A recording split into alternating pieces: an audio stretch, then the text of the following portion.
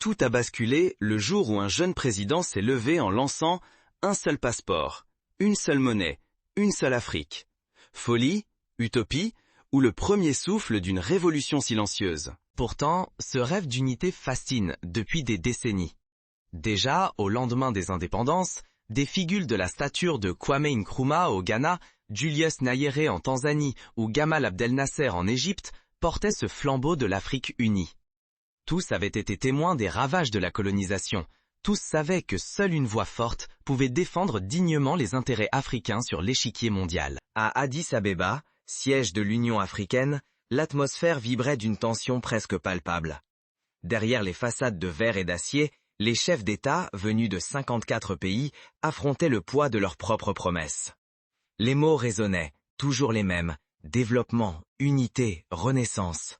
Mais la réalité, c'était une Afrique morcelée, freinée par les chaînes du passé colonial. Jamais le rêve d'une Afrique unie n'avait paru aussi lointain, jusqu'à ce qu'une voix inattendue rompe le silence. Ibrahim Traoré, président du Burkina Faso, à peine âgé de 37 ans, militaire devenu chef d'État, s'est levé. Sa prestance imposait le respect, mais c'est la simplicité radicale de son message qui a figé l'Assemblée. Un seul passeport, une seule monnaie, une seule Afrique. La salle s'est figée, chaque regard accroché à ses lèvres. Le souffle suspendu, les conversations soudain muettes. Certains dirigeants, surpris, se penchaient en avant, captivés par l'audace de cette vision. D'autres, crispés, reculaient devant cette idée qui menaçait de tout renverser. Mais derrière l'appel de Traoré, les murs du pouvoir tremblent. Déjà, certains cherchent à étouffer ce rêve, prêts à tout pour préserver l'ordre établi. Ce n'était pas qu'un discours. C'était un défi lancé à l'histoire, une invitation à briser les frontières nées à Berlin, à tourner la page sur des décennies de fragmentation et de dépendance. Sous les yeux des chefs d'État, l'histoire semblait s'écrire, ou vaciller, au rythme de cette idée folle. Et si l'Afrique osait enfin s'emparer de son destin? Ce moment flottait, fragile, entre deux mondes, celui des vieilles peurs et des promesses avortées, et celui d'un espoir neuf, dangereux mais vital. L'enjeu, ne pas laisser s'éteindre cette étincelle, ne pas voir la flamme de la révolution mourir dans la peur ou l'indifférence. Car ce moment, peut-être unique, pourrait changer à jamais la vie de millions d'Africains. Pourquoi le rêve d'une Afrique unie paraît-il toujours inaccessible? Malgré des décennies de discours vibrants et de promesses, le continent reste morcelé, comme si les cicatrices d'hier empêchaient toute guérison. Pour comprendre, il faut remonter à une date charnière, la conférence de Berlin, il y a environ 140 ans, en 1884. Ce jour-là, des dirigeants européens ont découpé l'Afrique à grands traits, ignorant peuple, histoire et langue. Aujourd'hui encore, ces frontières artificielles contrôlent la vie de plus d'1 milliard d'Africains. Elles divisent des familles, barrent des routes ancestrales et brident l'élan collectif. Le résultat est sans appel, moins de 20% des échanges commerciaux africains se font entre pays voisins, tandis qu'en Europe, ce chiffre dépasse 70%.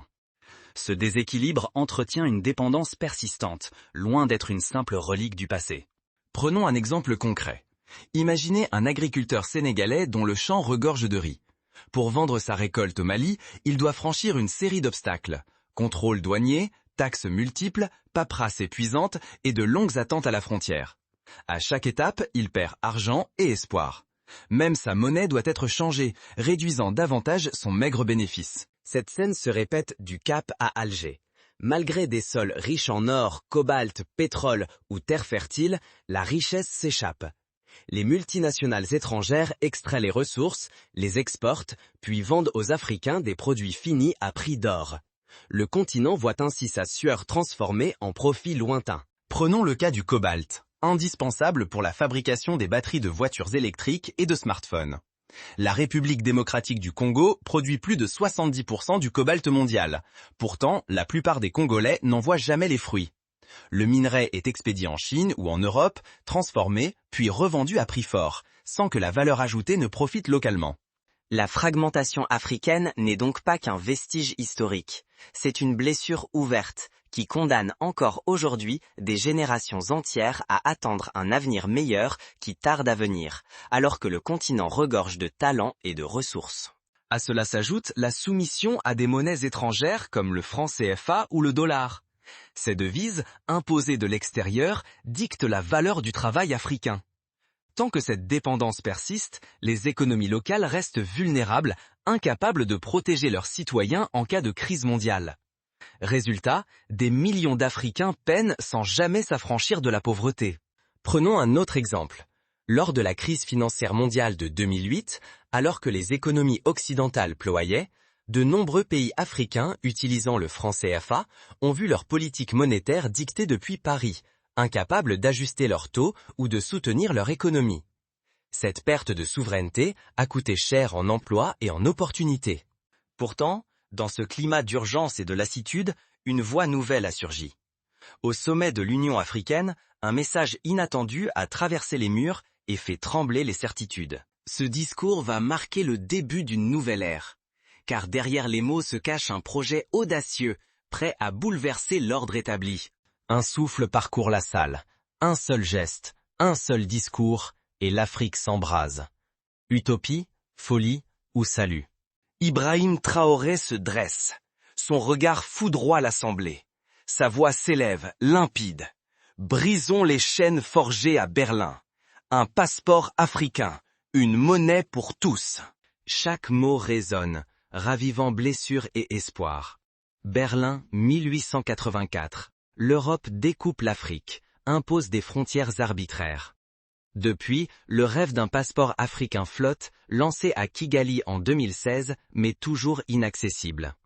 Les visas enferment, la liberté de circuler reste un mirage. La réaction est immédiate. Certains voient déjà la renaissance africaine, un souffle d'espoir. D'autres, inquiets, redoutent la menace sur la souveraineté, craignent des représailles de l'Occident ou la déstabilisation économique. Prenons un exemple. Une étudiante ivoirienne rêvant d'étudier au Kenya doit aujourd'hui franchir une montagne administrative. Dossiers, justificatifs, demande de visa, billets hors de prix, tout cela pour parcourir moins de 5000 km sur le même continent. En Europe, un étudiant espagnol peut partir en Allemagne avec une simple carte d'identité. Pourquoi pas en Afrique? Traoré va plus loin encore. Il brandit l'afro-monnaie, une monnaie unique, indépendante, enracinée dans les ressources africaines. Or, cobalt, pétrole, enfin au service des peuples et non des banques étrangères. Ce n'est plus seulement du commerce, mais la dignité, l'autonomie, la fierté d'un continent entier qui sont en jeu. Un choix historique s'impose. Qui osera franchir la ligne et à quel prix? Oser ce bond, c'est défier le chaos économique et les sanctions. Rester immobile, c'est accepter l'appauvrissement, la dépendance et l'humiliation qui gangrènent le continent. La tension grimpe. Les anciens s'accrochent aux frontières héritées. Les jeunes rêvent de liberté, d'un avenir sans barrières. L'histoire de toute l'Afrique pèse sur chaque mot, chaque silence. Le débat s'embrase. Pour les uns, c'est la libération attendue. L'Afrique marchant d'un pas uni, protégeant enfin ses intérêts. Pour d'autres, c'est la peur de perdre tout contrôle, d'affronter l'inflation, la fuite des capitaux, voire la ruine. Quand le géant nigérien dit oui, la terre tremble et l'Occident vacille. Dans les rues de Lagos, d'Abuja, mais aussi à Ouagadougou ou Dakar, la liesse s'empare des foules. On klaxonne, on danse, on scande. Un seul peuple, une seule monnaie. Mais l'annonce fait aussi trembler les milieux d'affaires, qui voient leur monde basculer. Pour la première fois, ceux qui doutaient se taisent, ceux qui espéraient s'expriment. À peine la déclaration digérée, le Ghana, fort de ses institutions et de sa stabilité, rejoint le mouvement. Le président ghanéen promet de mettre tout le poids de son expérience au service d'une monnaie crédible.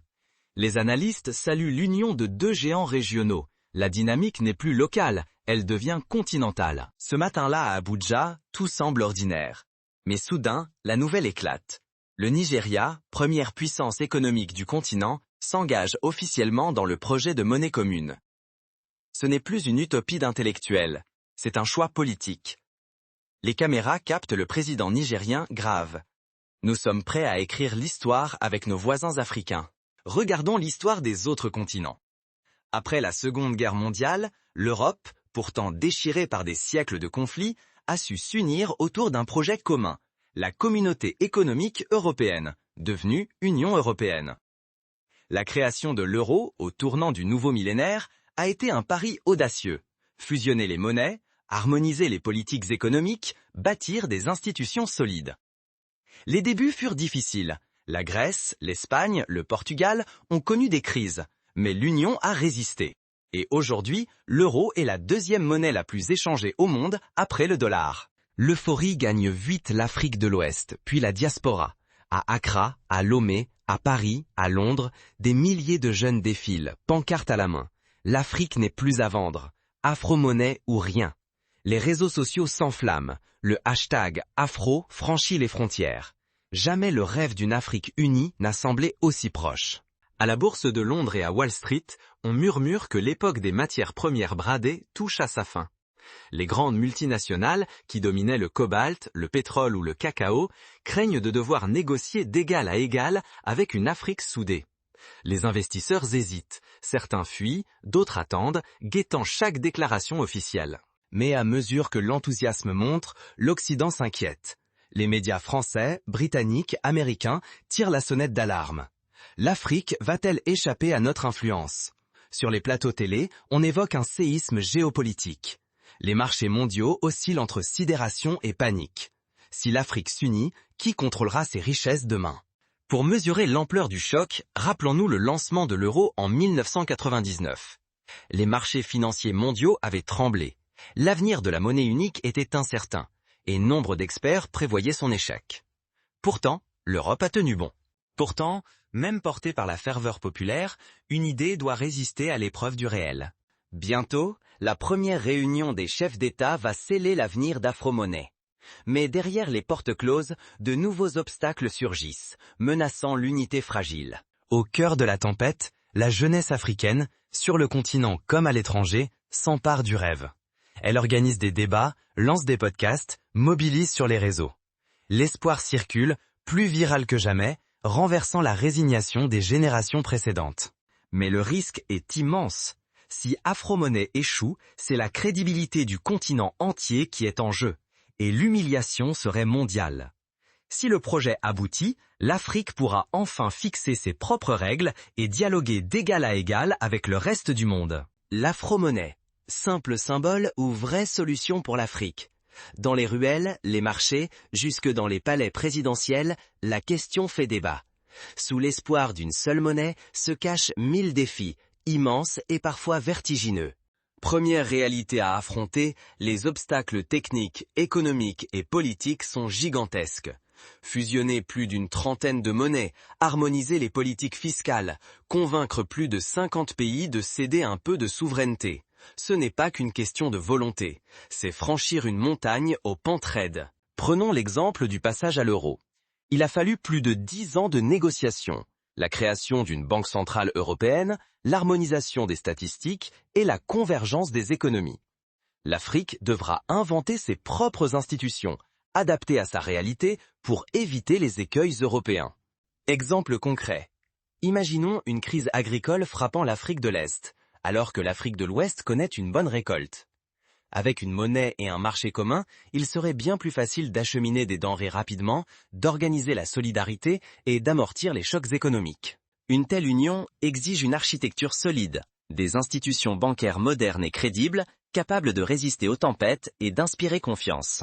Mais surtout, cela requiert une coopération sans précédent entre nations. Signer un traité ne suffit pas. Chaque pays devra accepter de jouer collectif, d'avancer ensemble, même lorsque les intérêts particuliers crient plus fort que l'intérêt commun. Pour éviter les pièges, des solutions créatives existent.